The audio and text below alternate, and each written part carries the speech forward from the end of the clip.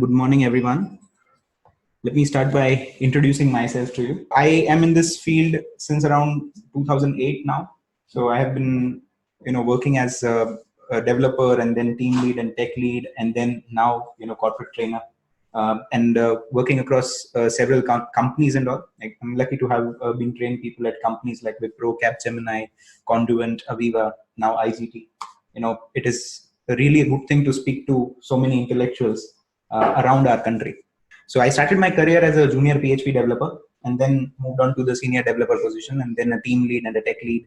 And and lately, like last company that I worked with, it was before 2 years. I was working as a project lead and I had a team of around 30 people working with me. And since I started with PHP, my journey was, first I was a PHP programmer. At that point, I was doing PHP and jQuery only, because that was back in the day, that was the thing. And then came in AngularJS, that is the older Angular version. And I went into AngularJS, of course, because we have to upgrade. And then I started doing projects in AngularJS as well. And then what I was introduced to is Node.js as an ecosystem. It was very different from what PHP was, or as a matter of fact, what any other server-side programming was, like Java or ASP.NET or even PHP or even Python. It is something that is an evented and non-blocking IO system. So basically, when we go for ReactJS, the same basics apply here as well, because React is also something on JavaScript, and Node.js is also a JavaScript runtime. It's a platform that enables us to run JavaScript. So here, learning JavaScript becomes very important. So when I was introduced to Node.js, before that, I only did some small things like validations, animations, sliders and all. That was the thing in JavaScript back then. But then when this AngularJS came into the picture, and after Angular, React came into the picture. After React, Angular 2 was also into the market. Meanwhile, there was one other framework called Vue.js that was back in the market like in 2014, and now it is very popular as a JavaScript front-end framework. So what we have seen is a very, very big change in very few years as far as development is concerned. So when we go for React, I have seen requirements that, React plus Java, so Java full stack developer profiles, and also training requirements that are coming into Java full stack. So Java full stack is something that is really in demand as of now. Hyderabad, Bangalore, Pune, and all those regions are concerned. So the thing that I'm telling here is, first thing is, because I liked corporate training, I liked interacting with people, I was not ready to spend my entire life with those 30 individuals. So I went ahead and I quit my job. And then I pursued corporate training. And along with that, I also do consulting. So people, smaller companies, not big ones, but small companies approach me because they don't have that, competence to get to that level. They approach me for their projects as well, to set up the architecture, how to go ahead and, do things in a ReactJS or an Angular or a Vue.js environment. So that is the profile that I'm coming from. And I'm also telling you this because I want this to be a discussion. So basically, if I deliver lecture and I go, then it will be as good as a college. But we don't want it to be as a college. All right. We want it to be a discussion. So any points that you think are something that you can contribute to the discussion, go ahead and do that, because that will be important. That will keep the whole discussion alive. Is that okay? Yeah.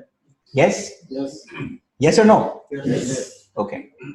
So aisa kuch, we'll just try and maintain this, hopefully. That also depends on me, of course. All right. So today we are gathered here to learn React. But more importantly, this field that we are in right now, say if we are talking about specifically front-end development, all right, specifically front-end development, not even back-end development.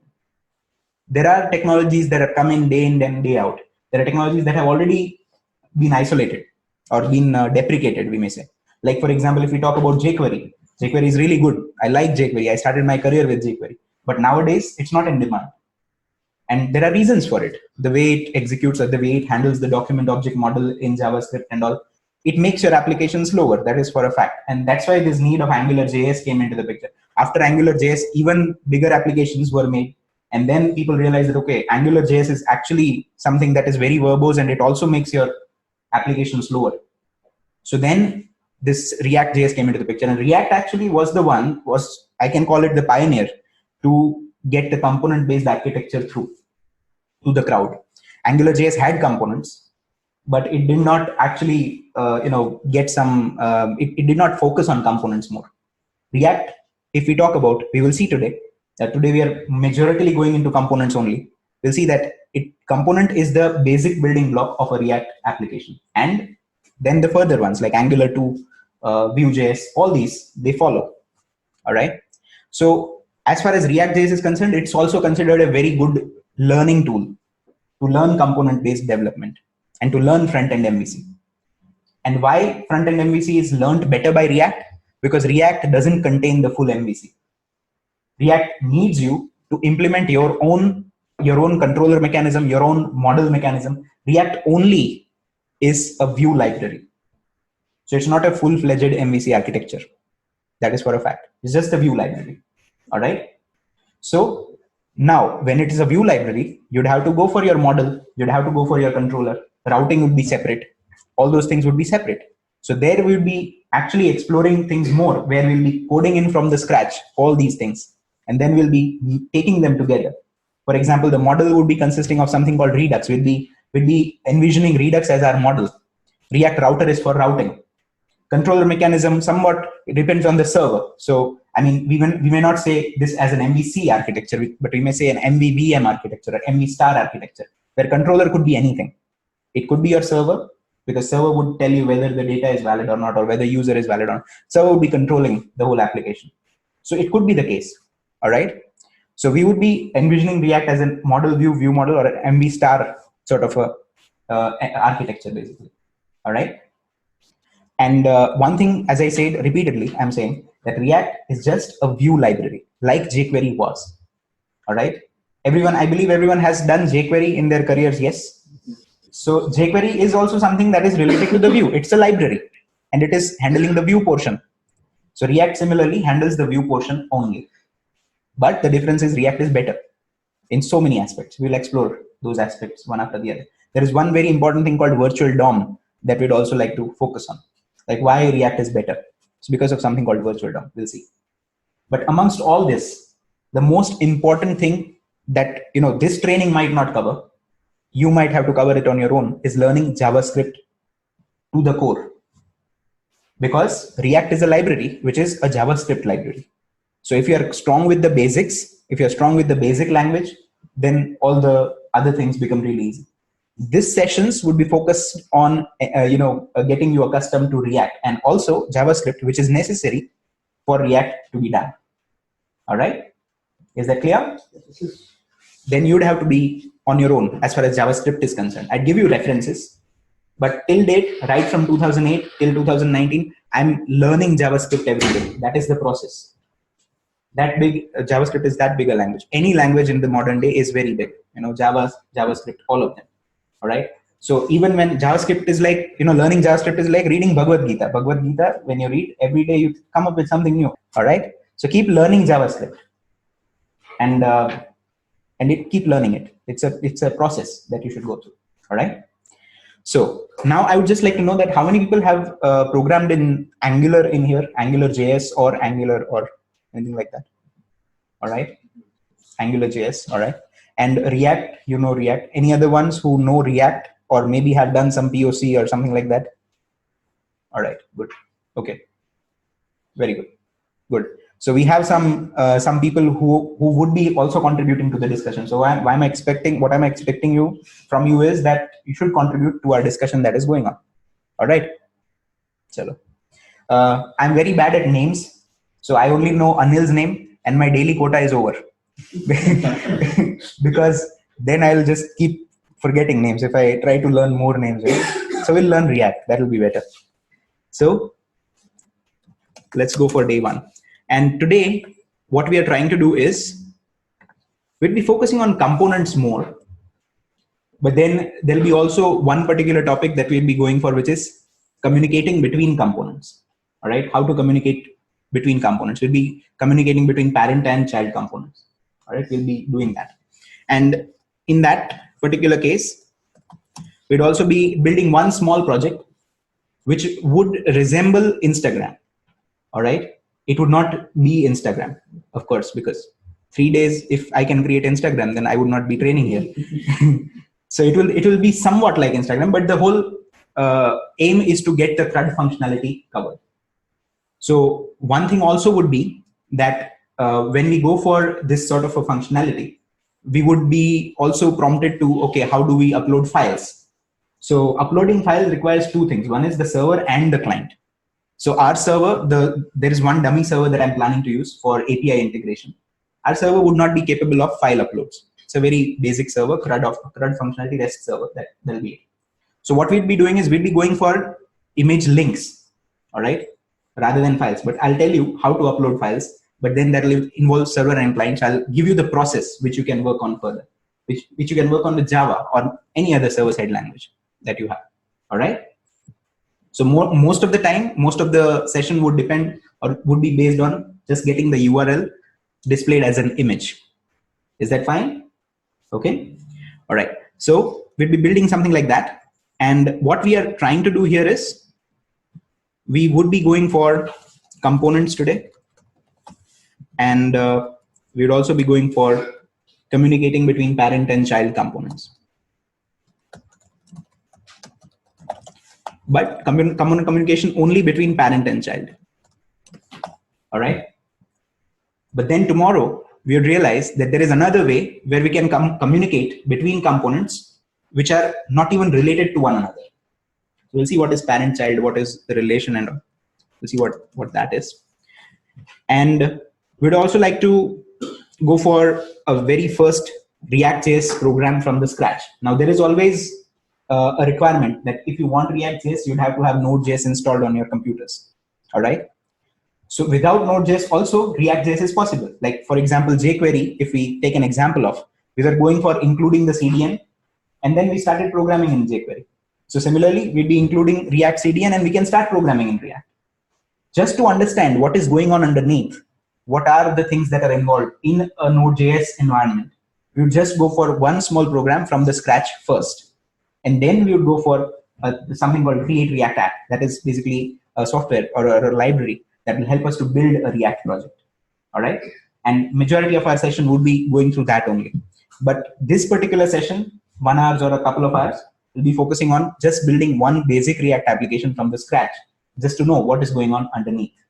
All right. So that is our first React application. All right.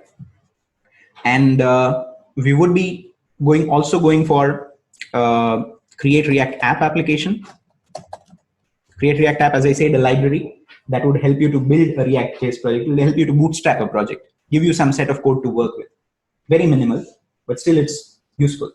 Sets up a very good environment for us. And then we'd be going for components, and then we'd be also checking what is inter-component communication. So mainly we are focusing on components, and that is the view portion of your MVC. All right, components are view part of your MVC. Soon you realize that, okay, only view is not enough. We would need a model as well. So at that point, we would introduce Redux to you. We'll see how Redux and how the model mechanism works, basically. All right. So this is just the view portion that we are talking about. So the whole session, the 3 days are divided into this aspect, like views first, then model, then routing and controlling mechanism. All right. So that is something that we'll be going for. And then again, if time permits, we'll be going for further things as well today. But these are the 4 things that I'm trying to cover out, as far as today's session is concerned. All right. Clear, everyone? Yes. Very good. So first, I'd not go into much of a theory because this is a practical thing, and theory would be theory, so it'll be boring. We would be covering some practical examples through which we are going to understand the concept of ReactJS. So practical is better. So we'd go for our first program, as I said. The very first program. This doesn't require Node.js. This doesn't require a Create React App or NPM or anything like that. We'd come to what is Node.js, what is NPM, and all those aspects we'll cover. But before that, we'll just go for first program creation. Now, by the way, everyone has Node.js installed on their computers, right? Yes? Okay, great. So we'll go for that. But this doesn't require Node.js right now. All right, so we'll create an index.html. Every one of you, just go for this with me, please. index.html, and we'll just do some basic HTML code in here.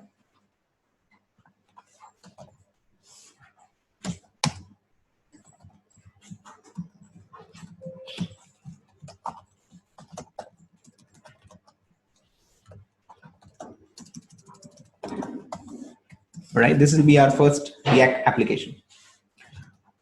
Before we even go into that, we should understand what is ReactJS, or what are the things that are involved as far as ReactJS is concerned. So as I already said, ReactJS is a view library. It's not a framework. All right. So it's a view library that deals in components.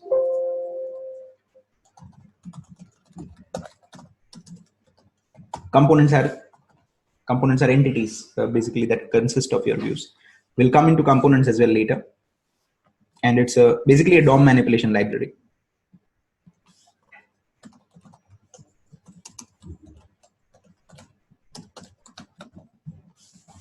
All right. Now, what we would be coding as far as the language in React is concerned is JavaScript. We'll be coding in JavaScript only. But there is one variety. We'll be going for ES6 syntax. All right. ES6 plus JSX. If we talk about JavaScript for React, all right, it consists of ES6 plus JSX.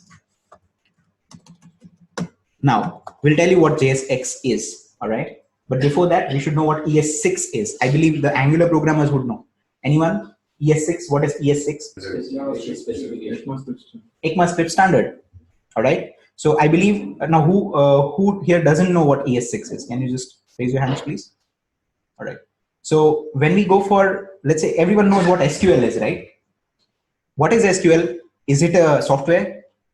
No. What is it? It's a language. More than that, it's a standard language.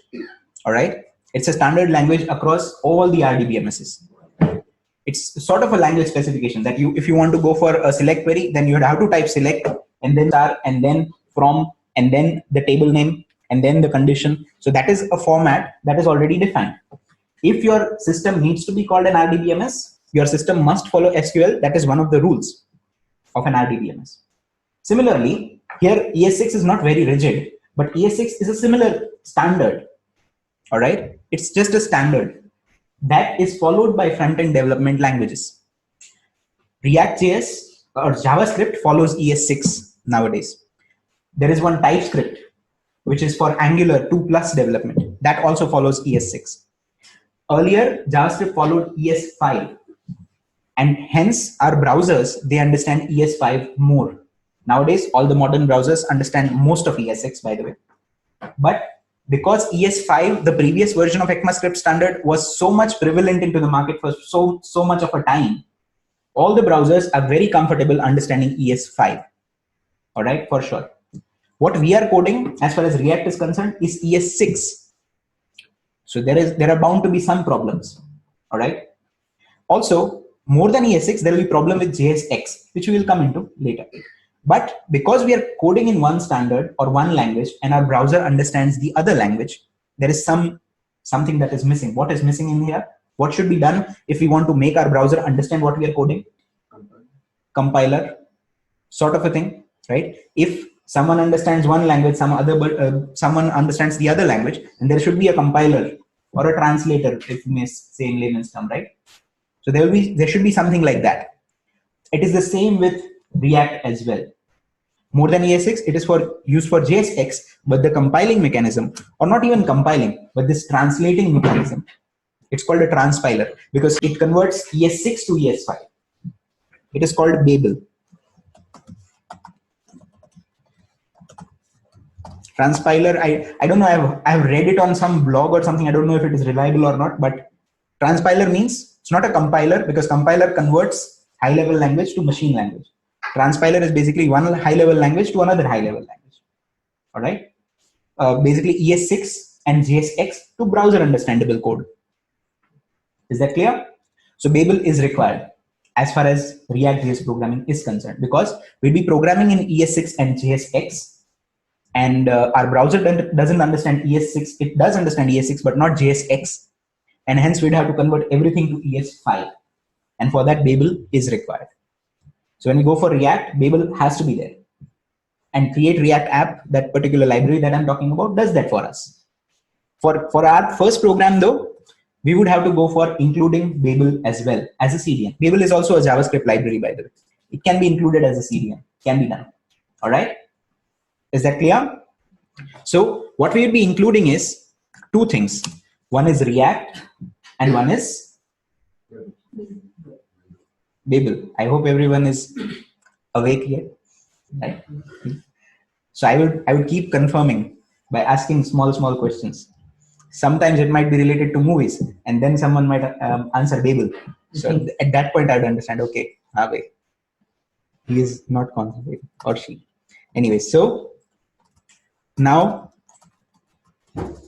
let's go for including React and Babel. So first, search for React CDN online.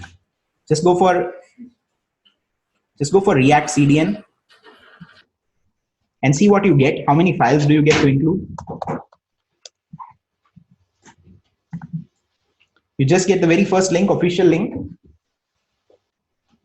CDN links. And what do you see? How many files do you see we should include?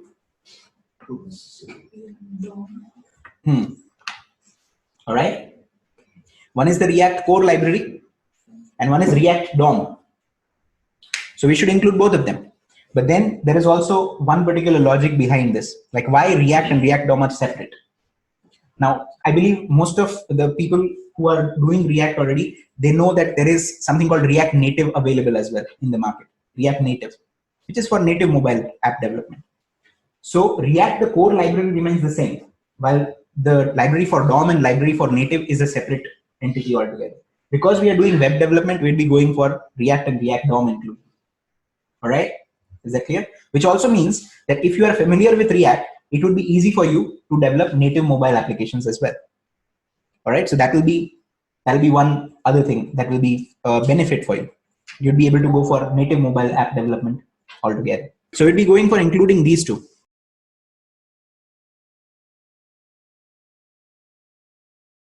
And then we also need babeljs.io is the website. You see that it is given here, Babel is a JavaScript compiler. Use next generation JavaScript today. So basically use ES6, ES7. There is one more specification, ES2020. Not there in Babel yet, but it would be soon there. It'll just convert everything to ES5. And we can click on setup and also go for in the browser. And here you can find one CDN. This one. All right. So two things we have included. One is React, the whole library, basically that comprises of the core React library and React DOM. And we've also included Babel for the translation purpose. Is that clear, everyone? Yes. Yes? Yes. Okay. So now, once this is done, we would now be able to write our application. We'll now be able to code our application. And in that case, my problem statement would be that I want to create a div and I'll give it an ID root. All right. This div with an ID root, I want this div to be my React.js application. All right. This div, which is having an ID root, I want this div to be my React.js application. So in that case, what would happen is that I would have to program something in React in such a way that refers to this particular div and creates my application over there. That's what we'll be going for. All right. And this particular aspect of making one HTML element your entire application is been coming in from AngularJS. Because in AngularJS, it was possible that you can just create one portion of your web page, you can make it an Angular application. That was possible. And that same thing is coming down in React as well. All right. However, nowadays, except for this div, there is nothing else written inside the body. But earlier, back in the day, it was the case where most of your application would be server-side and only one div inside of which would be some client-side application, some AngularJS or ReactJS application. But nowadays, fully the front-end application is only one particular div. So we'll be trying to make this route our ReactJS application. All right. Now, if I want to code in JavaScript, what is the type that you provide generally? What is the MIME type? Text/JavaScript. That is the MIME type of JavaScript. However, we are not coding. We are not going to code in JavaScript at this point. We are going to code in ES6 basically, not ES5. That is something that is understood by the browser. We want this script that we are going to code. We want to be able to take this script and compile it. So in that case, we just specify text/Babel. This would make sure that Babel takes this script, it compiles it first into ES5, and then our browser runs it. All right. Now this is not necessarily the same thing that is happening on an actual ReactJS application. Things are different. But for now, because we need Babel to compile things, we are just specifying text/Babel. All right. So this is our bare bones. This is our bare project structure. That too, a very simple first project that we are doing, or first code that we are writing. Is that clear? Yes. Yes. Everyone is done with this? Yes. Who's not done yet? And as I said, ReactJS is a component-based programming system. It allows you to create components and then program. Okay. So can anyone tell me what is a component? What is a component? And I'm not talking about programming terms or UI related terms. In general, what is a component? Which are related to some context. Okay. You're saying something? Piece of function. Reusable. Exactly. So two things actually. A piece of some, like a part of some system which is reusable as well. So if we now get that thing in context of everything that we have, like for example, if we talk about a desktop, or say for example, we talk about this laptop, then this laptop consists of so many components. It consists of a keyboard, it consists of a RAM, hard drive, screen, mouse pad. All right. I also have a microphone attached. So this system is consisting of so many components, and so many components compose to build one system. And same goes with UI as well. As far as our ReactJS program is concerned, we would see that we will be creating certain UIs, and there will be so many components that will be comprising to create one particular system. Is that clear? Yes. So that is basically what we are trying to do. We are trying to compile multiple components into one UI. So say if we are talking about an example of a shopping cart UI, in that particular case, what would happen is that if you envision a UI of shopping cart, there'll be a cart section, there will be a list of products, there'll be a filter on the side, and this list of products also would have individual products. So that is basically some sets of components merged together. There will be a navigation bar, there'll be header, footer. So all these components are merged together to create one UI. All right. So that is basically what React supports. It supports component-based programming. You can create a header component, you can create a footer component, you can create a filter component, you can create a cart component. That cart component can have further more components inside that, so that there is a parent-child relationship. We'll explore that aspect as well. But here, the main thing is component as far as React is concerned. So we'll first start by creating a component, right? But then again, a component consists of elements, HTML elements, all right? And soon you'd realize that these would not be HTML elements, but these would be JSX elements, we'd see. But a component consists of elements. So first, what my problem statement is, inside this div that is an ID root, I want to display a heading that says hello. That's it. But I would like to display it through React. So we know that I can right away type a heading h1 hello, and that will be it. But I want to do it through React. We'll see how we can do it. All right. Okay. So this is done. Yes. Okay. So in here, I create a variable, and I'm not using ES6 right now. Soon I'll be shifting to ES6 as well. As of now, variable, I'll call it element. And that element would be h1/h1 hello world. I want this element to be rendered inside this div. So for that, what I'll be doing is I'll be using this React DOM, because React DOM is a library that allows you to manipulate the DOM of your HTML, the document object model. Everyone is aware of what is DOM, right? Yes, everyone knows what is DOM. Who doesn't know what is DOM? Okay, it's okay. I mean, it's okay. No one is expected to know the whole universal, right? So I was also someone who didn't know what is DOM unless I came into Angular. So by that time, I already programmed for 2 or 3 years in JavaScript, and I didn't know what was DOM. All right, so it is fine. So DOM means document object model. It basically represents the whole HTML of your web page. So say, for example, if I open a web page, say if this is the Babel web page, right? If I do an inspect element, you can see in here that there is an HTML, all right? There is a head tag, there is a body tag. So here you can imagine a hierarchy. HTML is the parent node, and then head is one of the child, body is the other child. So inside this head and body, they have their own children, like meta, title, and all go into the head. And then body has their own divs and container and whatever go into the body.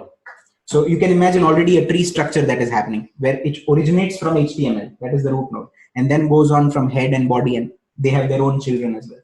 So this sort of a hierarchy is basically representing, this sort of hierarchy is represented in JavaScript through something called document. If I go for document, it is a variable already available. You can see that it gives me something, is the entire hierarchy. All right. So in JavaScript, this whole HTML is represented as a model that is a hierarchy of all the DOM nodes, all the nodes, that is HTML head, body, and so on and so forth. So I can get document.body, I can get document.getElementById, something inside the body. So that whole hierarchy is basically called a document object model in JavaScript. All right. So that is one thing. Anyway, so this React DOM helps us to manipulate DOM. So if we go for React DOM, this is already available because we have included React DOM library. So this variable is available with us. There is a function called render. All right. This render method would help you to render your element inside your specific div.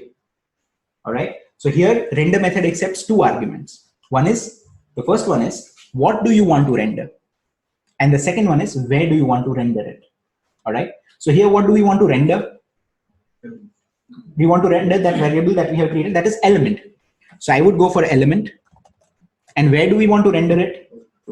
Root. So here I can go for document.getElementById root. I'm referring to that root div. Document.getElementById root. All right. Everyone is aware of this function, right? Document.getElementById. Yes, which is basically grabbing an element for us, giving you a reference. Now in ReactJS, this is the only place where you will be directly accessing the document's elements. Okay, keep that in mind, keep that noted. This is the only place where there will be a direct document access. Otherwise, there will be no document access at all. All right. So what we are doing is we are trying to render element inside the document with the ID root. So once we do that, all right, and once I open my application, you would see that it gives me hello world inside the root. All right. So this is something that that we did it through React, basically. It's a React way of doing it. All right. So go for this, please. See if it works for you. Once this works, then we'll just focus on some other component creation. There is no component created yet. Can we use jQuery to find the element? Yes, we can. All it needs is just a reference. But then again, jQuery is something that a library is, it's a library that is used for the same purpose that React is used for. In that context, it is better that we use either one of them only. So since we are using React, we will not use jQuery in this particular. Okay, Satya is having an interesting problem. Let's discuss. So what Satya did was, Satya added one more element because of course there'll be no scenario where there'll be only one element, of course. So Satya added one more element.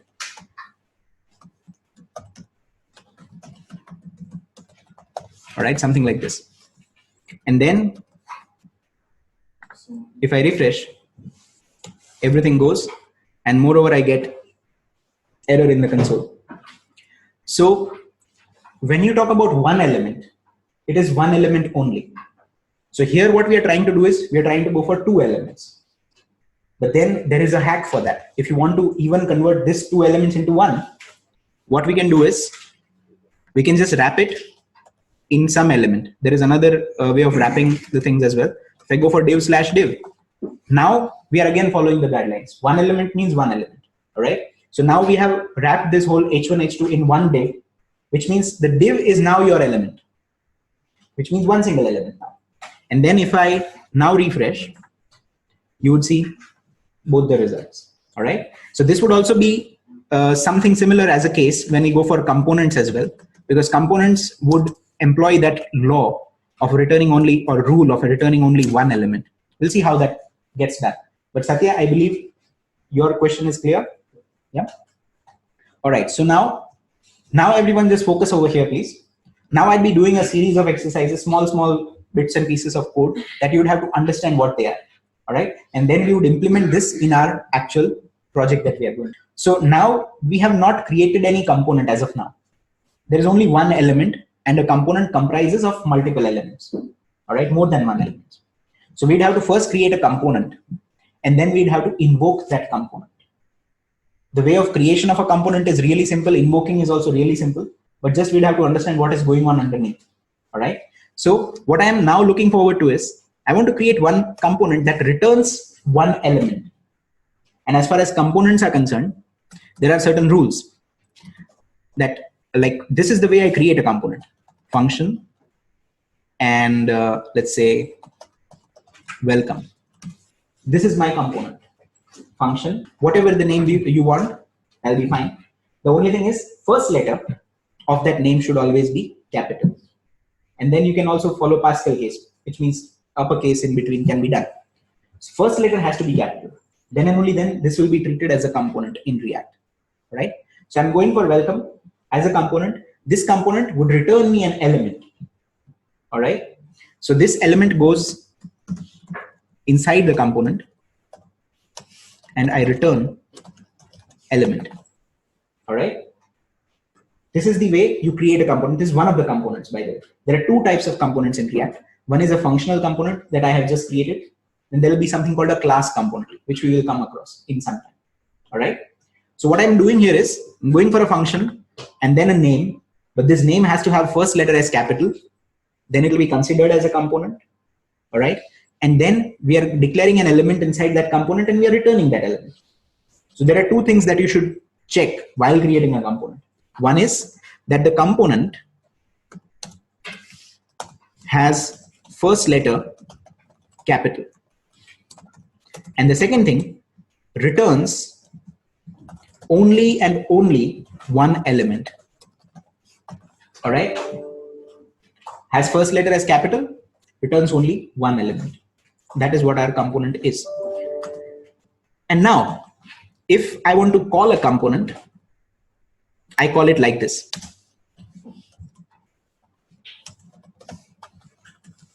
As an HTML tag. If I want to call a component, I can go for welcome, a single tag. I can also go for welcome/welcome. That can be also done. All right. So when you create a component, you create it as a function. You can also create it as a class. We'll come across that. And when you call a component, you call it as an HTML tag.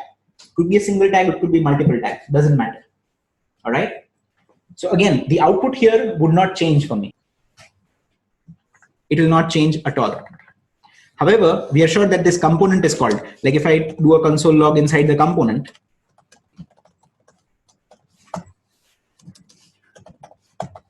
you'd see that the console log would be displayed in the console of the browser, right? So this is the way we create a component. And then as Satya was mentioning, that a component simply doesn't return only one element. It could be so many elements that a component may return. All right. So in that case, let's say I can also do this, by the way. I don't have to create a variable specifically. I can simply return this itself. All right. This can be done. I can return this altogether. And if I want to return multiple elements, again the same drill, wrap it inside one element and then return that element. Wrap it inside a div, return multiple elements. That will be there. All right. So this is one type of component that we have created, which has the first letter to be capital, returns exactly one element. All right. Is that clear, everyone? Yes, everyone? Okay. So now, everyone just look at the screen, please. There is one important aspect that we would like to discuss. I would like to comment the component for a while. I'd like to still go for an element.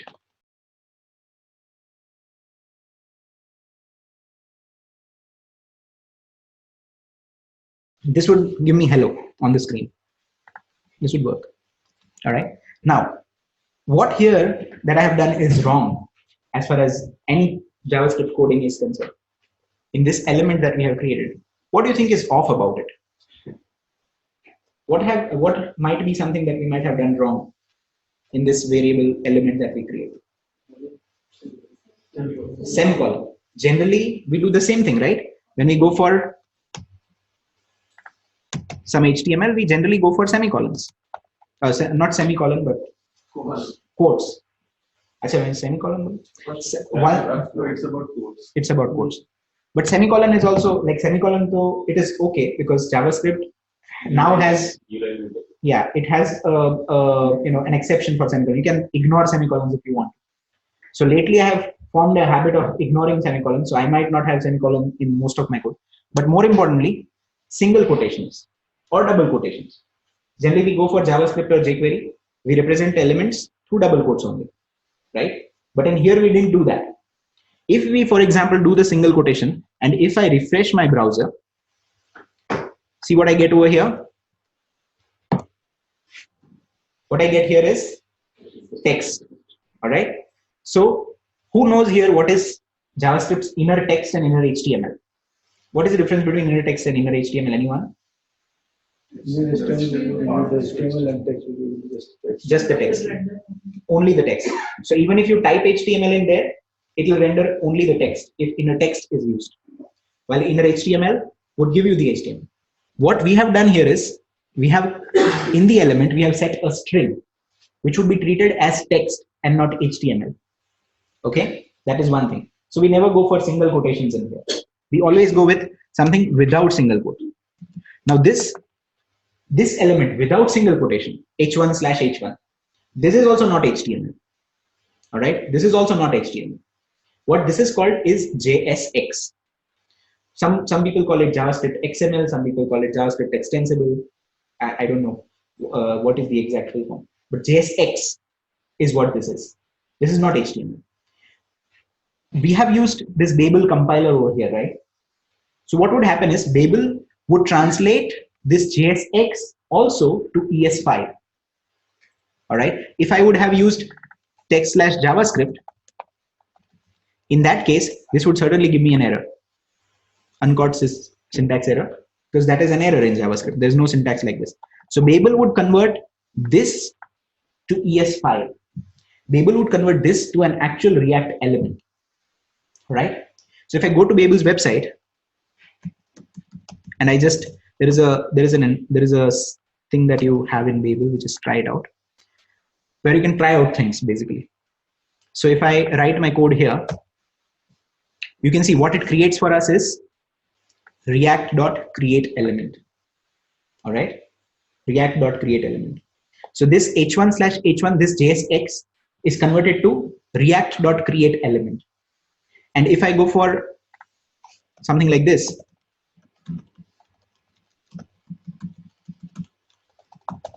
all right, then you can see that inside react.createElement there is another react.createElement, and that will go on and that will just go on. All right, how much ever nesting that we have. Now this is totally something that is going to work. Instead of this h1/h1, I go for a series of react.createElement. This will still work. Now if I refresh, you'd see that gives you the output. All right. So, but you can imagine that if I have a bunch of elements nested inside one another, react.createElement would be really something that we would be spending our weekends mostly doing, right? And we don't want to spend our weekends mostly doing this because we have better things to do, right? So that's why ReactJS people also didn't want to spend their weekends doing this. So they invented something called JSX that looks like HTML, but it is translated into ES5 like so by Babel. So one fine day when all the browsers would understand ES6, still Babel would be required because we would be using JSX. So most of the syntax is same, like h1, div, span, label, input, all of that is same as far as JSX and HTML is concerned. There are some properties that here and there which are different, which we will come across later. But this is what we'll be using rather than the elaborate react.createElement syntax, right? And for this translation also Babel is required. So which means if I do this react.createElement, now this is pure ES5 by the way. This is pure ES5. And I can go for text/JavaScript and it would work. All right. Now we have also a variable that is an element and react.render, nothing related to ES6 at all. All right. And this would still work. If I even go for text/JavaScript. All right. And if I go for text/Babel, it will again it will be working because Babel doesn't care whether it is ES5 or ES6. If it is ES5, Babel will keep it the same. If it is ES6, Babel or JSX, it will be translating to ES5. All right. So we'll be using this JSX syntax rather than the ES5 react.createElement syntax that we have. Is that clear, everyone? Yes. And whatever the differences are, we'll be covering them. What are the differences between JSX and HTML? There are couple of differences which we will be covering. Anyways, I'd get this out of the way. And I'll have my welcome element or welcome component created. And this will give me hello world. All right. So up till now, everyone is clear. What is JSX? Why exactly is Babel required? And how do we create a functional component in React? Yes. All right. Now we are also going to cover one more conceptual part as far as component generation in React is concerned. And in that case, I'd be creating one component and I'd be calling the other component into that component. All right. So I can actually do that. I can create an app component and I just return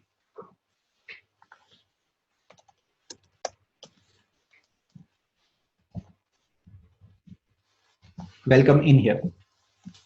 All right. Creating an app component, returning welcome. Now what happens here is I can call the app component here. Instead of welcome, I can call the app component to start with. So here my app component is my root component because it is the first component that is being called by react.render. And then the app component calls the welcome component, which calls this JSX element, which basically tries to create a React element that is H1. So if I do this, do you expect any changes in the output? Right? We do not expect any changes in the output. The only one thing that you should note in here is if I do an inspect element, you can see div id root has this h1 hello world. It doesn't mention anything in the lines of app component or welcome component or anything like that. It is just the output of what we have done. And if I do a view page source, you can see that this div id root doesn't have anything. So what does this conclude? That first this source code is loaded and then ReactJS is executed. And then in real time, we are able to see all those elements. But while it has loaded previously, it didn't have anything at all. It is same old JavaScript mechanism. JavaScript is always happening post-loaded. Once everything on your page is loaded, then JavaScript starts execution. That is the same thing that is happening here as well. So we are not able to see anything inside view page source because it has been already loaded. And we are able to see the H1 inside inspect element, which is more real time, right? In which the React is executed. All right. So again, coming back to this components here, what do you think? If I want to, establish a relationship of parent and child, which component is the parent component, which component is the child component? App is the parent component, welcome is the child component. So one more thing about this parent child, you would also see that in sometime we'll be creating a class component. In normal programming languages, the parent child relationship is always an inheritance model. So if you talk about Java or PHP or .NET or any other server-side programming language, or even JavaScript, parent-child model is inheritance model, where the child inherits the parent, the child extends the parent, right? In this case, it is a composition model, where the parent is composed of child elements, all right? So a parent comprises of more than one child elements. In this case, app is the parent, which is composed of welcome, and then there will be more elements as well. All right. So here it is always in Angular as well, in any other modern day component based JavaScript framework, it will always be a composition model where the parent is composed of children. While in normal programming languages, it will be an inheritance model always, where the child inherits the parent.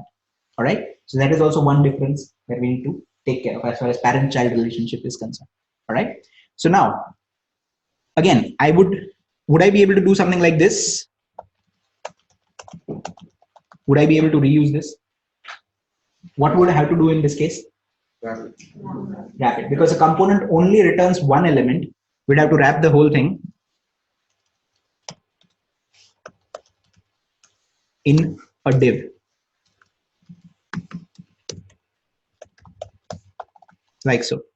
And if we are going for multiple lines, it is better that we go for brackets so that Babel knows where the lines are ending. All right, because eventually Babel is going to translate the whole thing. So it is better that if there are multiple lines, it's better that we go for brackets. All right, like so. Okay, so whenever there will be single component that will be single element that will be returning, it's okay if we don't go for brackets. But when we go for multiple, it's better that we go for parentheses. This is the point of components. I believe, what's your name, sir? Sirish mentioned about reusability, right? You mentioned about reusability when I went for components. So who told about reusability? Sirish itself, right? So reusability is the point of using components. Reusable entities have to be there. So here I'm reusing this particular component 4 times. All right. In that case, what I would do is, you can see that I would get all the 4 components displayed. All right. All the 4 components would be displayed. So this is actually instantiating these welcome components as objects and displaying them. That is one thing. So this parent component and this child component relationship, I believe, is clear. There is one parent, that is app. There is one child, but that child is repeated. That is welcome. All right. And you can, whenever I go for parent child, now you can imagine the hierarchy of parent and child going together. All right. Also, the point of reusing the components is to have the components with different data, varied data. All right. So what I would like to do is, here I would like to pass some properties, like let's say name, Anil, name. Now this is one trick that I used to learn the names. Shiva.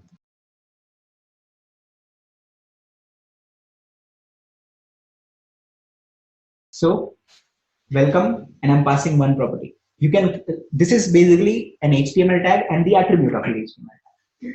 Angular ReactJS lets you create a custom HTML tag, and it also allows you to create custom attributes for that. All right, is that clear? So whenever I go for these properties, these are basically properties that we are passing, and you might have seen like ID, class, name, all those properties that are there in actual HTML tags as well. These are my custom properties. So whenever I pass properties, all right, whenever I go for passing properties, if I want to fetch those properties in that respective components, what I do is this props. All right, if I want to fetch any properties that have been passed, we'll be going for props as the argument to a particular functional component. All right, this is specific to functional component, by the way, and you can name this anything, like I can name it anything, but because it is property, I'm naming it props because I can name it anything that I want. It's just a functional argument. It's an argument that we are taking. It's dynamically populated. But because it is a property, I'll be naming it props. That is the convention as well. God bless you. Why do we say God bless you? Anyone knows why do we say God bless you if someone sneezes? Heart skips a beat, right? That's what I have also. Heart stops. That's what I have read on WhatsApp. Okay. And when we read it on WhatsApp, it is confirmed that it is not true. For a millisecond, microsecond. Not even like that's what I have read, and I don't believe it. But what's your name? I'm sorry. Arun. But we cannot take chance with Arun's life, So God bless you. That's right. Otherwise, I don't think if heart stops, someone would not be able to, propagate his or her own life. So I don't believe it, but for Arun, I'll just say. All right. Anyways, so when I go for props, now everyone just check on my screen. If I go for a console log of props, how do I get the props basically? If I refresh and if I check my console, you'd see that I get a JavaScript object. That object has a property name. So if I want to just get the name, what I should do in here, props dot name. All right. And if I refresh, you see that I get all these names. All right. Now, again, check my screen for a while. I'll give you some time to code along a code as well on this. But instead, if I just do props.name over here, do you think I should get the variable? Get the value of the variable, yes or no? No. We don't think that we should get the, what we should get instead? Yeah, text editors. Whatever it is. All right. There is a syntax called interpolation that we can use to actually evaluate that variable if we want to. All right. Interpolation. If I do this, you can see that I get the respective values of the variable. Now, one thing about interpolation also we need to make it clear. Interpolation is just not displaying the variable's value. All right. It is evaluating an expression, which means if I go for 1 plus 1, what do you think we are expecting here as a display? 1 plus 1, right? Okay, that same thing. However, if I go for an interpolation syntax, in that case, we are actually expecting that 1 plus 1 to be evaluated. So this interpolation, not just variables display, it's an evaluation of an expression, which means you can go for ternary operators, you can go for greater than, less than, you can go for ampersand, and operators basically, or operators. All those things that give us an expression's evaluation are possible inside interpolation. All right. Variable being an expression, it is evaluated, and the value of variable is being displayed. All right. Is that clear? Yes. So now you can go ahead and code this, please. Here, app is your parent component. Your react.render calls the root component, that is the app component, and your app is indeed checking this or calling this welcome with different properties, and we are just displaying that property in here. And you can code it out and see if it works for you. I believe everyone is clear on what we have done thus far. Yes. Okay. This is just the functional components. Remember, there is also one other type of component, that is class component, which we would come across in a lot. This is asking me to add an extra div. Yes. But what if I don't want to add an extra? Exactly. Good question. So if now Arjun, right? Arun, sorry. Arun's question is a good one. Like at times, practically speaking, most of the time you not need anything extra in your DOM. Otherwise, it may result in some style mismatch or breaking of the style most of the time. So in that case, you can use one thing from React, which is called React fragment. React fragment / React fragment. This means a fragment itself, which is one element, but it will not add anything extra. Let's see what this React fragment helps us to do. If I just go for a div, we see here that if I refresh and if I do an inspect element, there is a div /div, and then there is h1, results in something that is not expected as far as most of the time as far as CSS is concerned, right? So if I do React, now React as a variable is available because we have included React as a CDN, right? So react.fragment and slash react.fragment. If we do this, you'll see now inside this root, there's no extra div, and you're just getting the h1/h1. So this would also solve so many styling related issues. So this is one particular thing that we have. So React fragment is basically a class, it's a component provided by React. It's a component provided by React. So now, so this being done, now as I said, this is one type of component, which is a functional component. There is also another type of component that is called a class component. So if we want to create a class component, so let me just list it down in here. Two types of components, functional and class. All right. So functional component, as I said, has a set of rules. Class component also follows the same. Like it has to have the first letter to be capital. Returning is something which is a problem. We'll see what it is. If I want to convert this component to a class component, I'll just comment this out. And I want to convert this welcome component to a class component. I'd first go with class welcome. All right. Creating a class, I believe class syntax is something that is everyone is aware of. In JavaScript, internally, it behaves a bit differently than most of the other programming languages, but we don't need to go into internals right now. This is ES6 syntax, by the way. The function that we created is ES5, while this is ES6 syntax. Class syntax is ES6. All right. So class welcome. Now, the set of rules as far as a class component is concerned comprise of these things. Class component would always extend react.component. React has its own base component class. It will always extend this react.component, which means it'll get some methods from the parent component. All right. One of them, which is a compulsory method for a class, which is render. Render from the parent component is overridden here, by the way.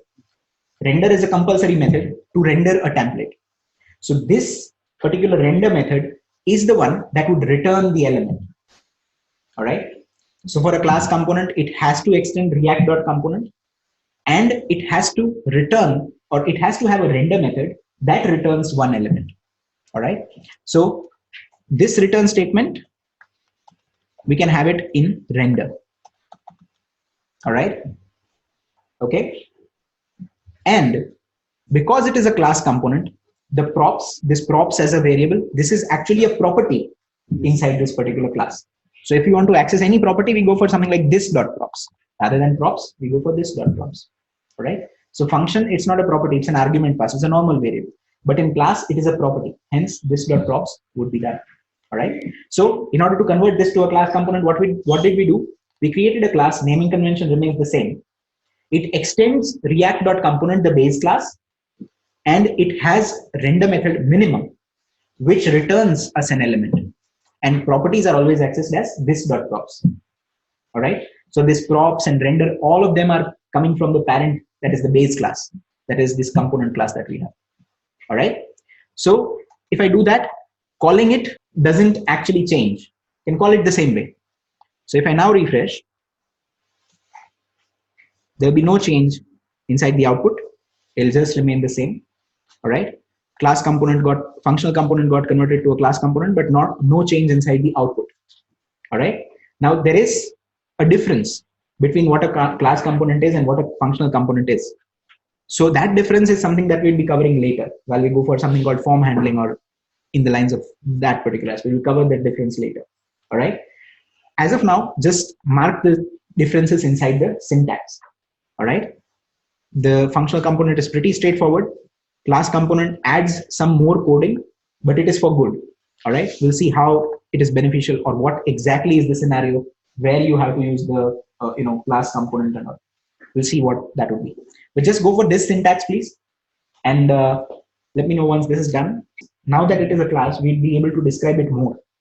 this welcome that I'm invoking, all right, the process that happens in the background is that an object of this class is created, all right, an object, this class is instantiated, and it is invoking the render method, all right. So that is the exact process that is happening. It's React which is doing the render, and this render is called a lifecycle hook of a component. Whenever it is a hook, the term hook itself means that something that is called automatically, and then you are just hooking up your process with that particular automatic call that is happening, all right. So that is basically what it is. So now this being done, just create a class component like this, just convert this welcome to a class component, and we would then move on to the create React app portion. Can you create multiple class components in one? You can, but we would not do that. Even if I want to convert this app component to a class component or create any additional component in here itself, it is definitely possible. But what we would do in actual cases is that we would like to keep the concerns separate, which means every class has its own page. Every component has its own .js file itself. So we'll be separating the concerns when we go for actual programming. So though we can do that, we would not actually be doing it. We'll be separating every other component. And that is the same with any programming language. Every component would have its own file. We have not defined props, right? But what we are doing is we are extending the React.component, which is giving us this props as a property. So, and this has to be named this.props itself, all right? If we talk about functional components, we can name it anything because this is an argument that we are passing. But because we are doing a class component, we are extending React.component. This React.component, the parent class, gives us a property called props. And we would have to name it this.props itself. Okay? And I'm sorry, what's your name, sir? Raju. So Raju asked, like, can we create one, in one file itself, can we create multiple class components or multiple functional components? Yes, we can. But as a good practice, we won't. All right. So when we go for our actual project, now what the next step would be that I'll be converting this into a create React app project. All right. So in that case, we would see that welcome component would be in a different file, app component would be in a different file, and render would be happening in a different file. So that will be something that we'll be doing. All right. So let's take one break, small break, 10 minutes, and then come back.